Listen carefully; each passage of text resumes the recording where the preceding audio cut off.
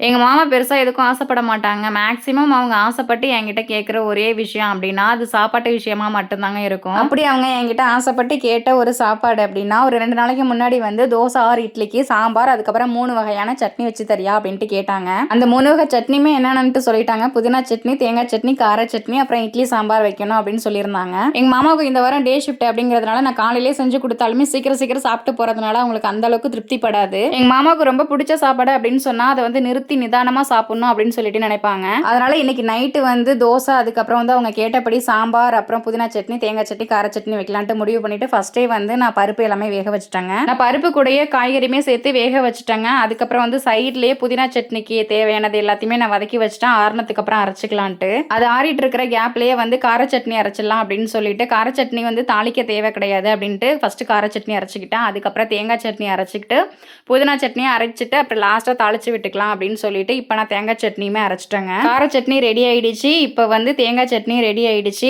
அதுக்கப்புறம் புதினா சட்னிக்கு வதக்கி வச்சதுமே ஆறிடுச்சு. அதையுமே அரைச்சிட்டோம் அப்படின்னா கடைசியாக தாளிச்சு விட்டுக்கலாம் அப்படின்ட்டு எல்லாத்தையுமே ரெடி பண்ணி வச்சுட்டேன். எனக்கு இப்போ மீதி இருக்கிற வேலை வந்து சாம்பார் தாளிச்சு விடுறது மட்டும் தாங்க. சாம்பாருமே ஆல்மோஸ்ட் ரெடி ஆயிடுச்சு. கடைசியாக வந்து கொத்தமல்லி தலை தூவிட்டு கொஞ்சமாக நான் சக்கரை சேர்த்துக்கிட்டேன். இட்லி சாம்பாருக்கு எப்பவுமே நான் சக்கரை சேர்த்துப்பேன். புதினா சட்னி அப்புறம் தேங்காய் சட்னி ரெண்டுமே தாளிச்சு விட்டுட்டாங்க. இங்க பாருங்க சூப்பராக இருக்க, கலர்ஃபுல்லாக தேசிய கொடி மாதிரியே இருக்கா. சாம்பாருமே ரெடி ஆயிடுச்சு. இப்போ நான் தோசை ஊற்றிட்டு எங்கள் மாமாவுக்கு கொடுக்க போகிறேன். எங்கள் மாமா ஆசைப்பட்டபடியே நான் சட்னி, சாம்பார் எல்லாமே வச்சு முடிச்சிட்டேங்க. வீடியோ பிடிச்சிருந்துச்சு அப்படின்னா லைக் பண்ணுங்கள். இப்போ தான் எங்கள் வீடியோ ஃபஸ்ட் டைம் பார்க்குறீங்கன்னா ப்ளீஸ் சப்ஸ்கிரைப் பண்ணிவிடுங்க. ஓகே, தேங்க்யூ, பாய்.